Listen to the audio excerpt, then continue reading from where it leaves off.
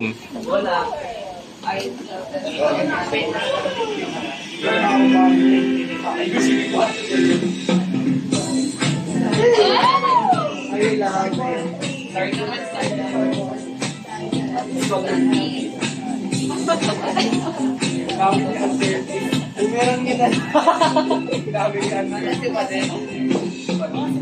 Ladies and gentlemen, welcome to Group C's outcome-based activity. I am Carla May Argalaso. I am Althea de la Vega. And I am Jennifer Cicero, your host for today's FSC session.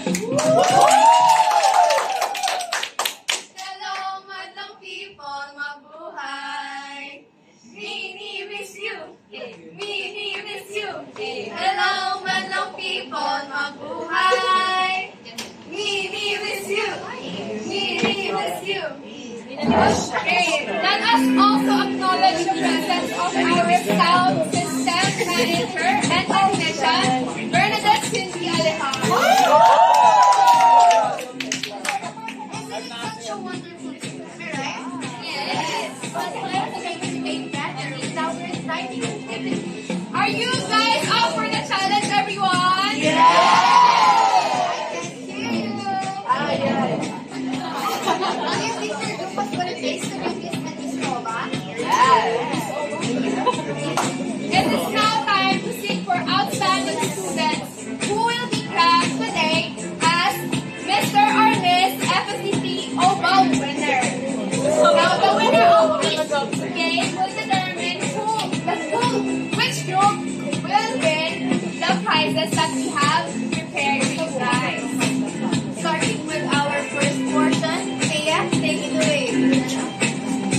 Hello guys, have you ever felt like you wanted to hit someone with a hammer? Maybe out of frustration, anger, or trip mo lang talaga bumukpok. Kasi kung you'll get the chance to play for a game called Hit or Miss. Ayan. For this activity, I'll be needing one representative from each of the two groups. Fast spin the wheel tayo, Jenna.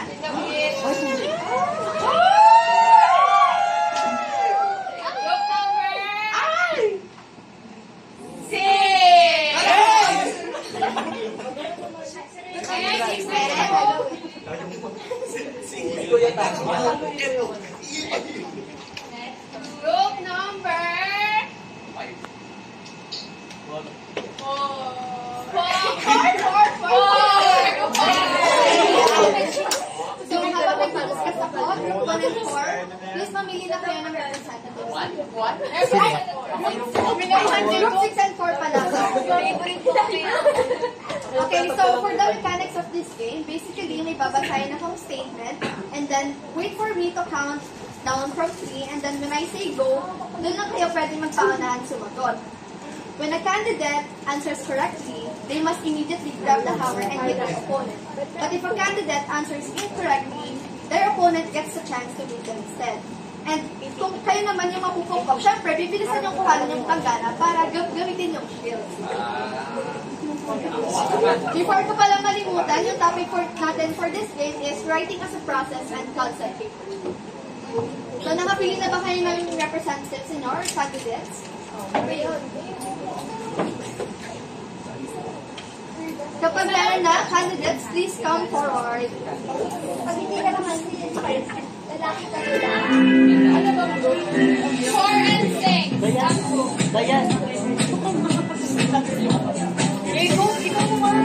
Okay, habang namimili pa kayo, bibigyan namin kayo ng example round. Okay, group mates, please come forward. Ito yung mates na tabi. Let's go, ready? Guys, ano yung sample? For better understanding, ito-demonstrate namin sa inyo. Okay. Guys, mamili kayo guys. 5 multiplied by 2 is 3, 2, 1, go! Correct! Gets na ba? Wala ko yan yung pinakampas. Yung topic natin is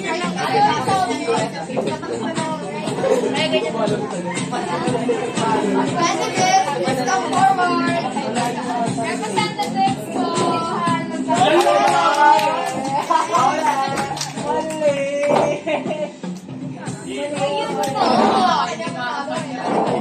Okay? Unless I declare na correct or incorrect, kung nyo lang pwedeng gagawin yung materials.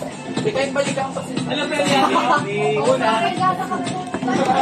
Ano una? Lawrence, pwede ka nakasal. Sabay ka kay Sese. Lawrence, sa mukha ako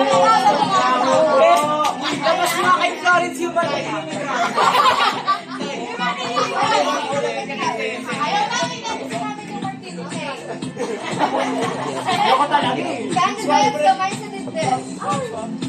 Okay, let's proceed with question number 1. What process is described as a sequence of ideas shared between an author and the reader, serving as a way to communicate, learn, and understand ideas? 3, 2, 1, go! Correct!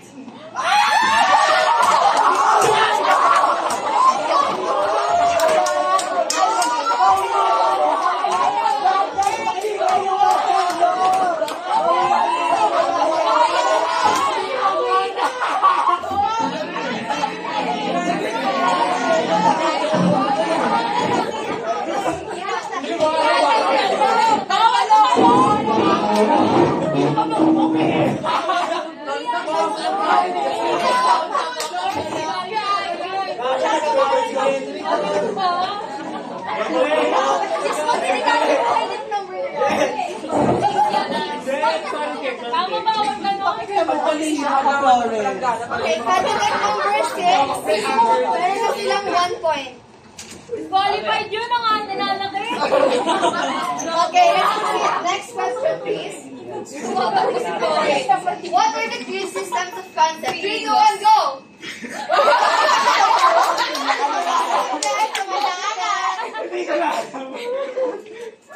Pwede nyo mag-help ng roommates. Hindi ko naman yung kasama ko. Ako hindi mo tatanungin.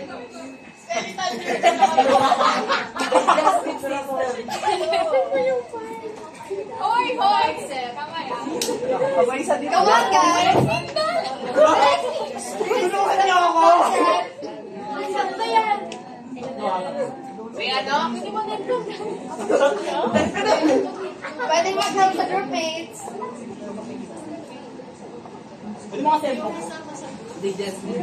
Pwede ka naman doon. Pwede kayo naman sa groupmates nyo. Kaya natin ka pala siya kung yun.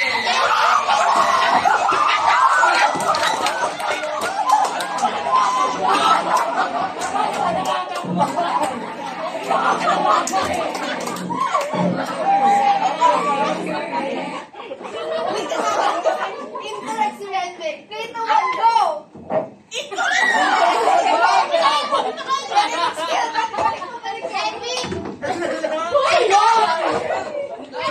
Wala, layo!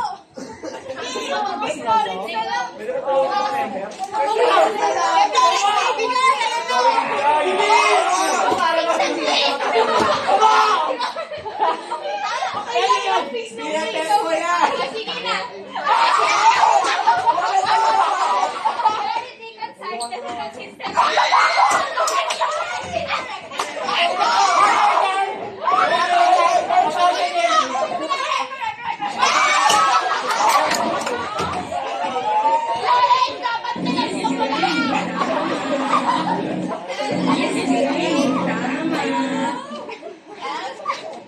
Okay, candidate number 6, meron silang 2 points.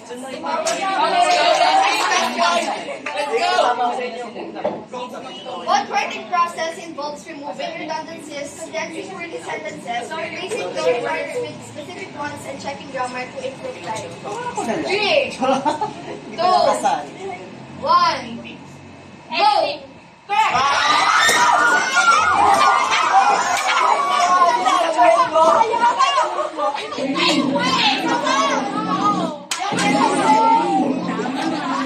Tama siya, pero hindi na napupok yung kalaban niya. So, may 1 point ka pa din. Basag yung salamin na red. Ako yan, tatawin na ako. May bato mo sa akin. Mali! Kami ba kami? Candidate number 6 has 2 points and candidate number 4 or has one more? Yes. Raise to 3 lang to, guys. Okay, next question please. A concept unifies separate characteristics, experiences, and observations into one mental representation. This is a true or false question. 3, 2, 1, go! True. Sabay. Next question. Wait, Sinabi na nila true eh. Last question na yan. Pangunahan sila dyan. Tapos, which stage of the writing process involves reviewing the text, identifying the problem and question to answer, and listing the needed information? 3, 2, 1, go! Rewrite. Correct!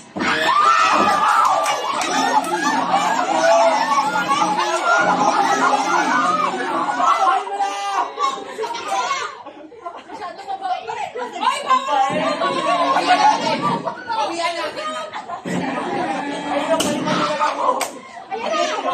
Kasamang sa pa. Punta ka sa likod na ako. That wraps up our first game. The quick thinking and accuracy. Meron silang grace under pressure and express nila yung knowledge nila about writing as a process and content.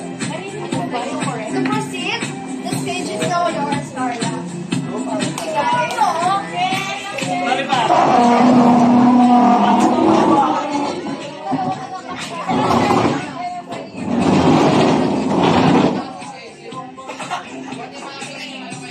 a game where your agility gets tested and your knowledge to be honed.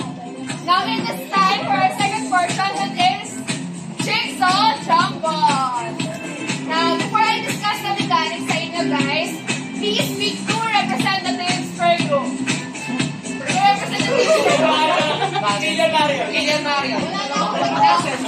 While you guys are picking your representatives, I have 2 questions for you. What is citation? Anyone? May plus point to sa ano? What is citation? Yes, Jillian.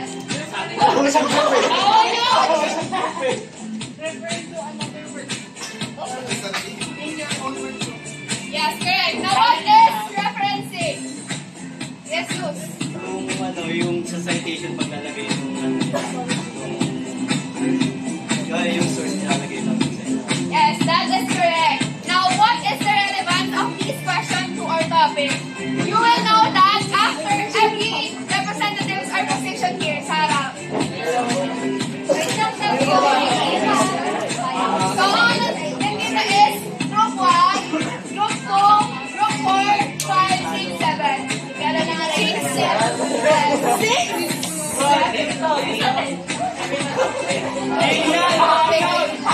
Guys, double time.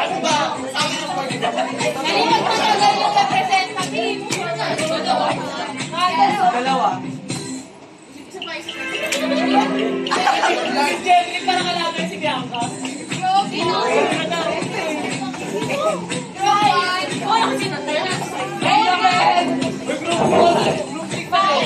Ayan pa rin yung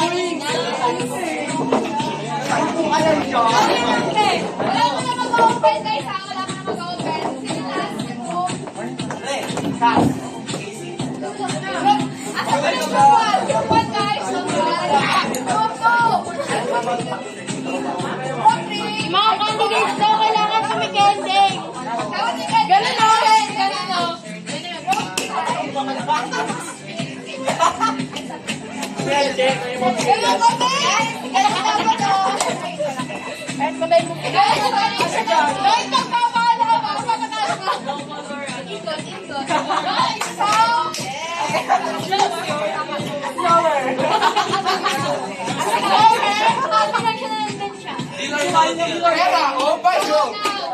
What is the relevance of the questions that I asked kanina? You may open now the folders to know and to see the jumbled citations in here. So the relation is citation and referencing po ang topic ng activity natin ngayon. Now, for the mechanics of the game, using the style APA 7th edition. Ay, wala mo na pag-ano ha? Wala mo na. Using the EPA 7th edition, your goal is to correct this format. Yung citation and order of referencing list nila. Then, all you need to do here is to accurately and fastly ha, kailangan mabilis kayo at accurate yung magagawa ninyo. So, for you, if nauna kayo natapos, shout your group number para malaman na natapos na kayo. Then, the fastest group to accurately format these citations will win our activity. Everybody, nagasta po ba ang ating mechanics? Nagasta po ba ang mechanics? Yes! Awan na po. Awan, sila na. So, please raise your hands. Sabi na lang muna. Walang coaching yan? On the count of 3. Sa likod nyo ibinigay tayo. 1, 2, 3, go! Let's go! Ay, lumigat! Ay, lumigat!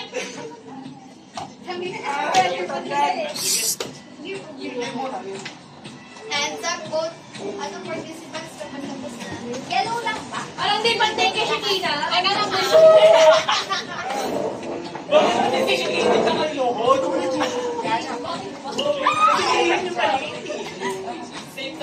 Walang patigil! Ang kulit ko.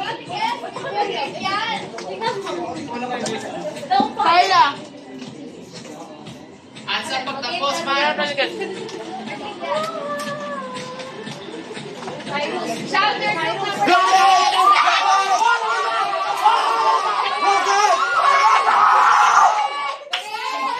Everybody, please stop. Please time. Their time. Group. Please stop na una, so let's check this. 1. Okay, their answer is wrong.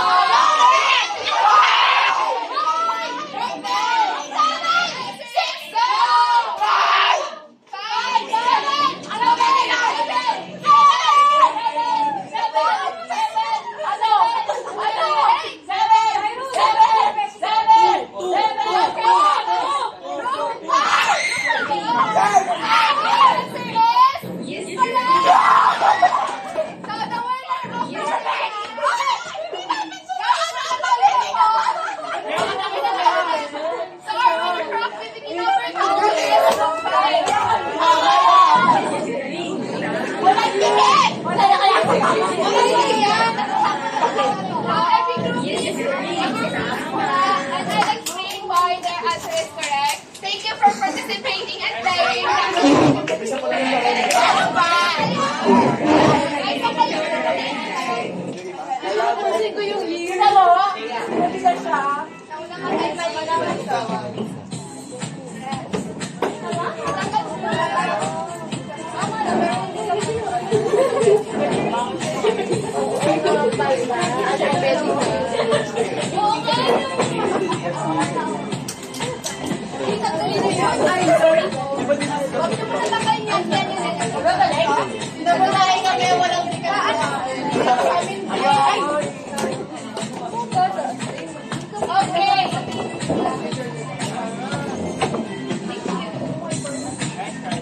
Okay, so the reason why group 5 is correct, first of all, is ang nagkakamali sa inyo most of the time is yung arrangement, yung referencing list. So group 5 correctly arranged the citation alphabetically. So A muna, then C, then K.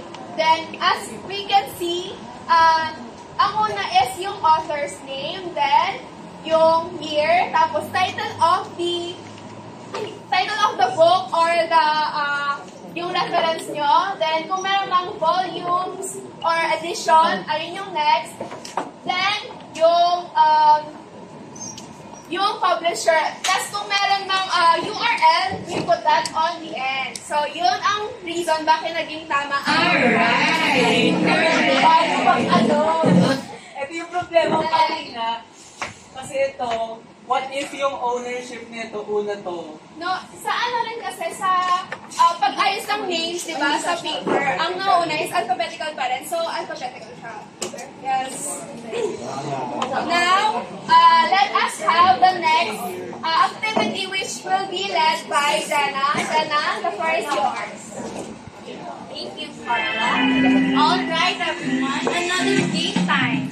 Let's put your brains to the test with the challenge all about workplace communication and business messages. So, are you ready? Yes! Time to know what am Bakit mo I? inugot? Bakit mo inugot? Ay,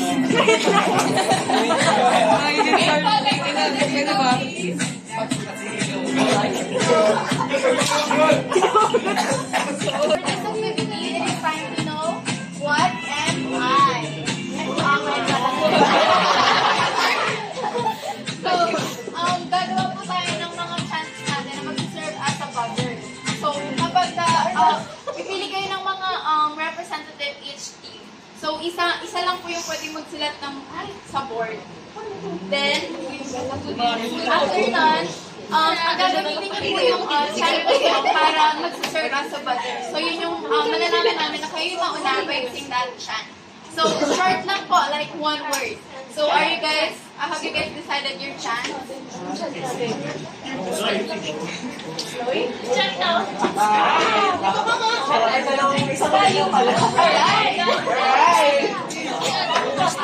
pwede your chance taking guys. Ko na lang. Group 1, chat. Go group 1.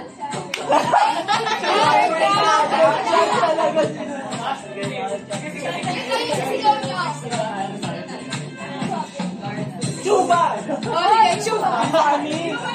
For group 1 po, 6, 7.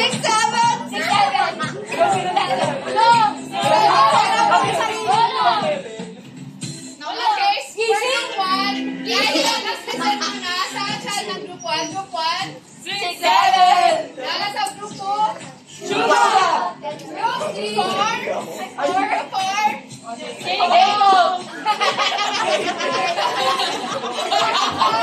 Kita. Lala! Group 6. Okay. Alright. Let's proceed to our game. For number 1.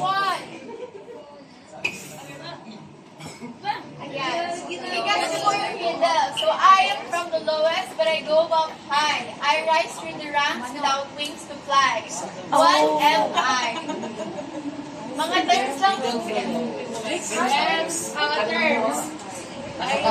So, this activity covers the topic of workplace communication. Gising! Darna! Gising yung nauna. Bilangan! 1, 2. Communication. Tama. Let's go! So, ayan.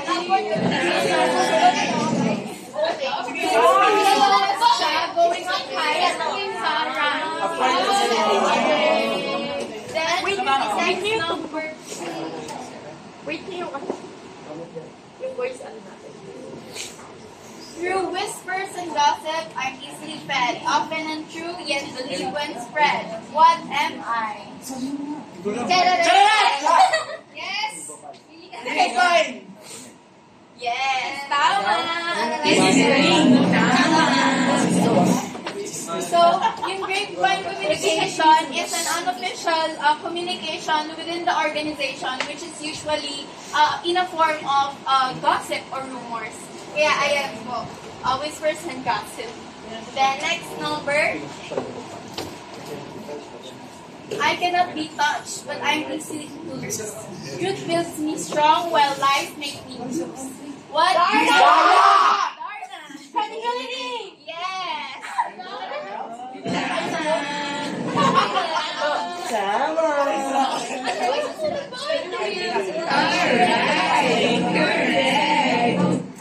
Ask ko lang yung group, Darna. Bakit credibility yung nagsasabi? Truth builds me strong, while lies makes me bruise. It cannot be touched since it is an abstract idea. Yeah!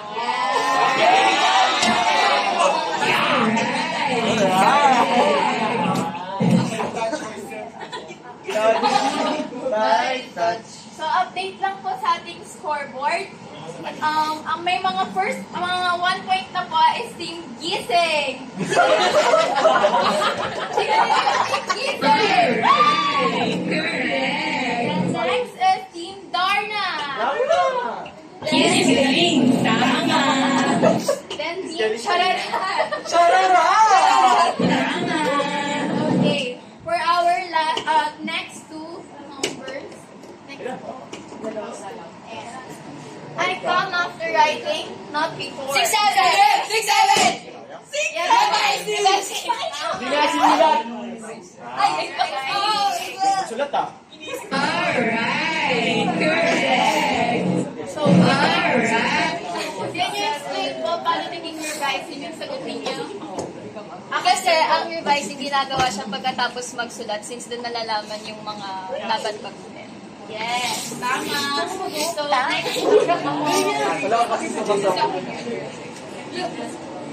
ayan, I give direction to every word without your message. Darna! Juba! Uy, Darna na una. 6, 7! Juba. Instructions again. 6, 7!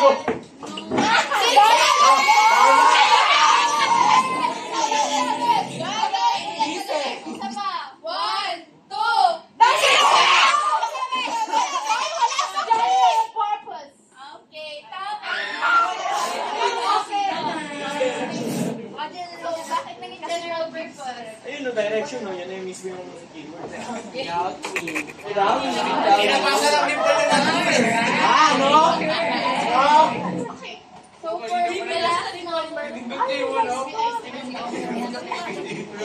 So for the last number, po,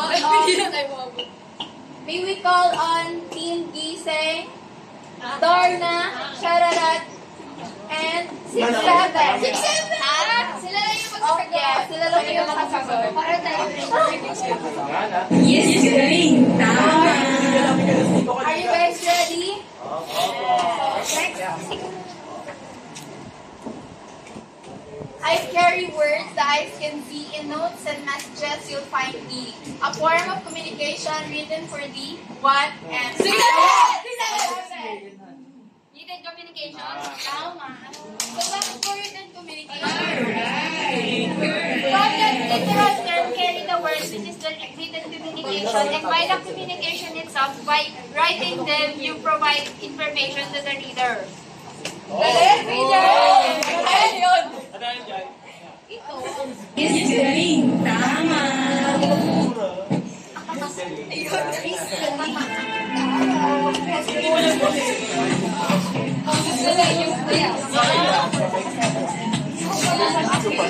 So, since meron po tayong dalawang nag-tie, which is Team Darna and Team 6, 7. 6, 7. Gagawin po natin yung tiebreaker is yung audience. So, can I have your attention po and sasayaw.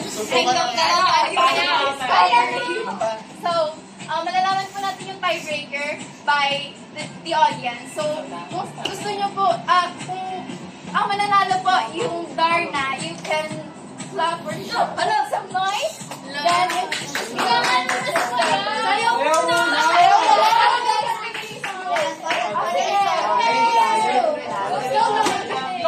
Guys, sige na guys. Hindi ko nabigay. Magsayaw! Lahat po, lahat. Lahat. Slow lang eh. Ano gagawin? 6, 7. Lahat? Lahat? Sayawin niyo yan. Bigay mo na sabihin mo. Bigay mo sa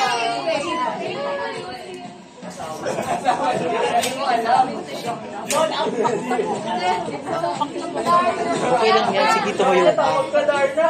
lahat? Bakit? Nakikita ka kanina. Ayan, oo. Ayan.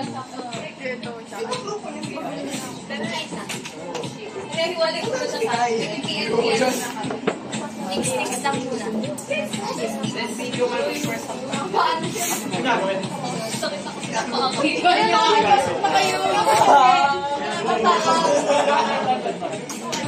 naman pala lumipas. Ano yun yung sensitivity? Ano kasi ano? Yakaw. Yung iba nakapos, yung iba nakapaa. Eh, pero naman kami siya. So, let's give attention to 7. Ano ba gawin? Ini-review ng sinabi. Hello, madam people. Eh, buta na yun. Ay, wait lang. I mean, praise mo kami. Kailangan, ano kasi Ay, bakit na ba? kanina pa namin yung video. Ayun, kasi 7 yung pangalan eh. Okay. 1, 2, 3, go! Hello, mga people, mabuhay! Miss you!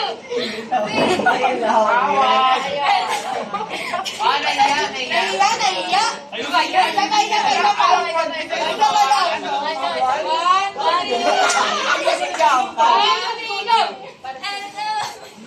Ay, isa lang ako nakakanta!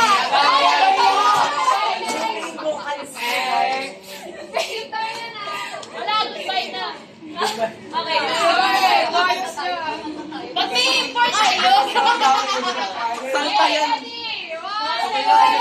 Go!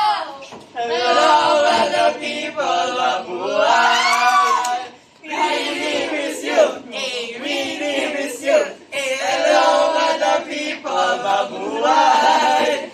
Dahlia! Dahlia!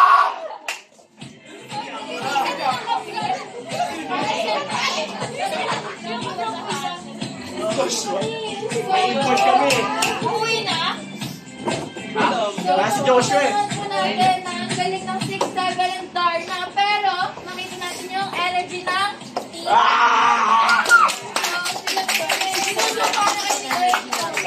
Galing na. Parang kayo na kayo magkalaban. Para talaga ang kalaban. Ang hanggang kayo na pa kayo, B. Grupo niyo. Ano yan? Ano yan? Tanginan kasi kami noon.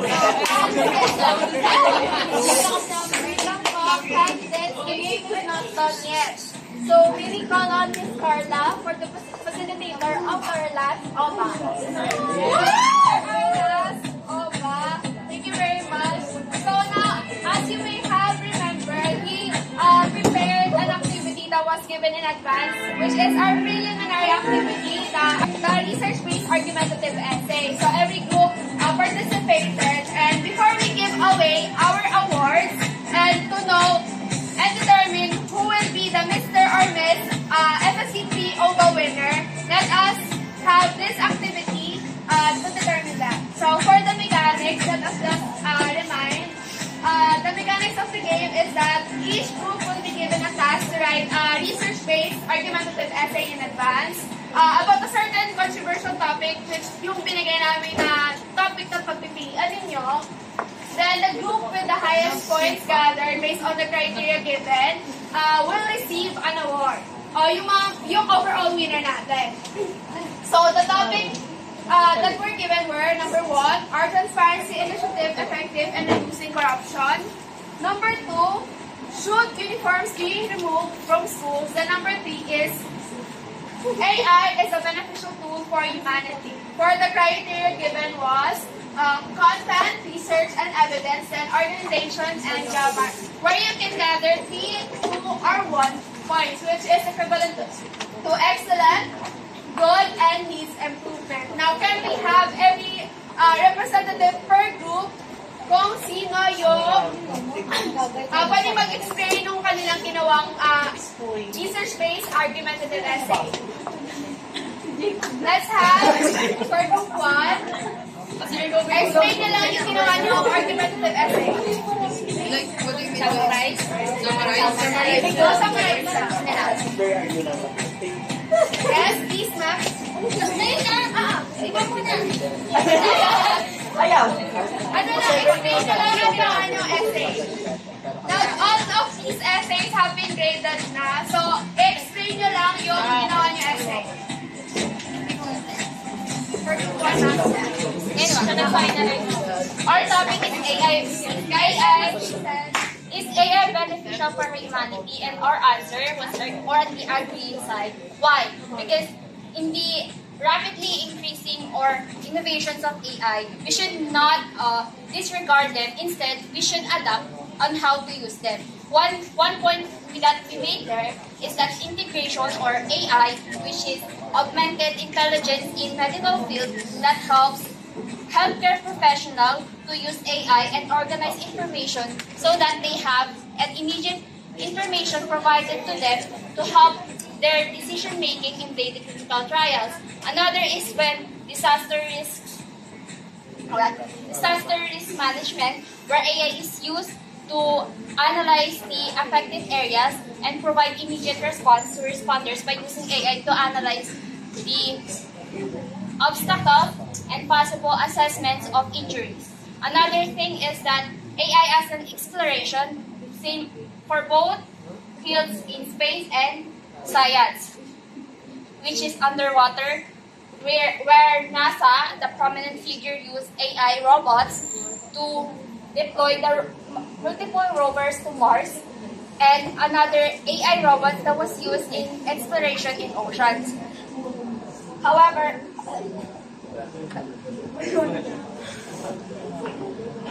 multiple disadvantages are often associated with AI with companions. However, these companions also allows the great use of AI to alleviate the daily tasks or repetitive tasks so that we can focus more on very complex that requires important critical decisions for us. Therefore, we agree on using AI not only because it makes our daily lives easier, it also provides multiple innovation ways so that we can focus more on critical situations instead of wasting time to minimal and repetitive tasks. Now let us have group 2 for their argumentative research. So, the topic that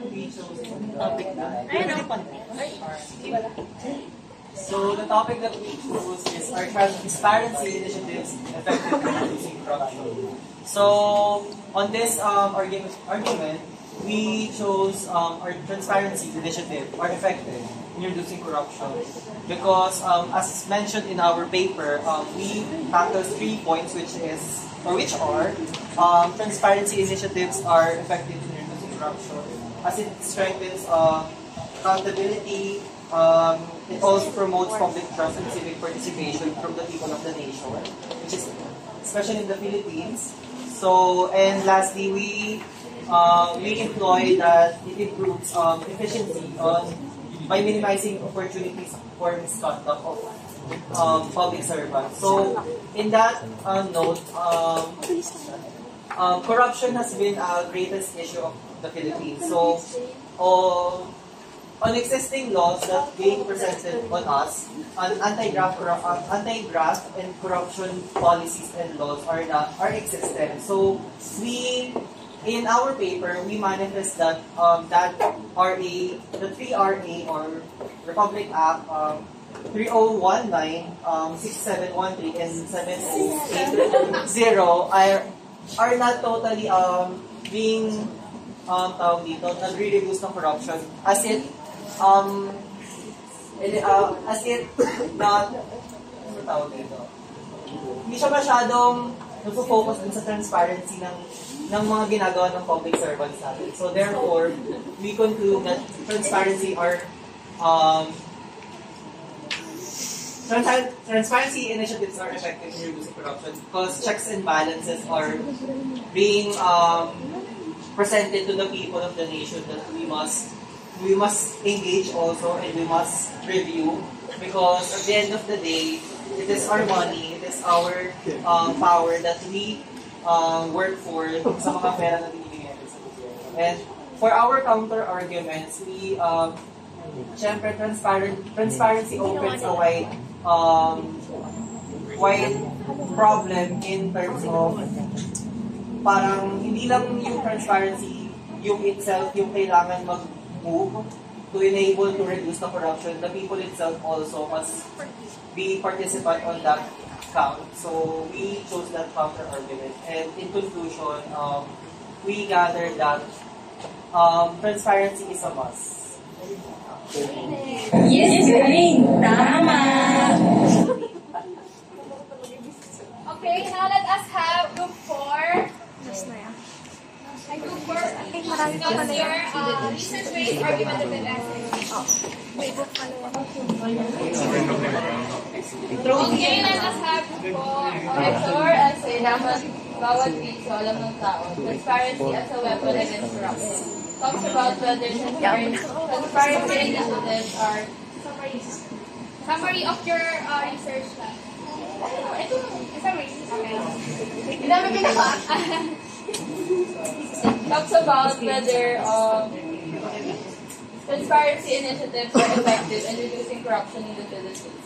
So dun sa paper namin, we explained that transparency allows people to see how the government spends public funds and helps citizens hold officials accountable for their actions.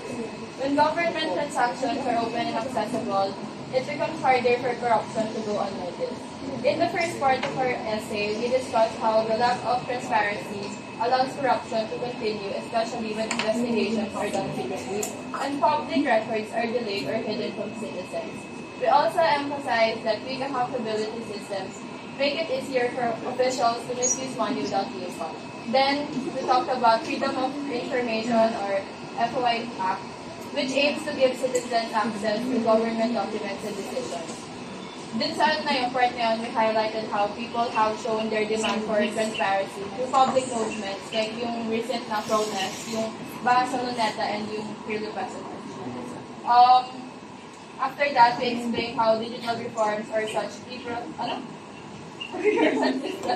and online data platforms make government processes clearer and harder to manipulate by ensuring that transactions can be easily monitored by the public. Okay.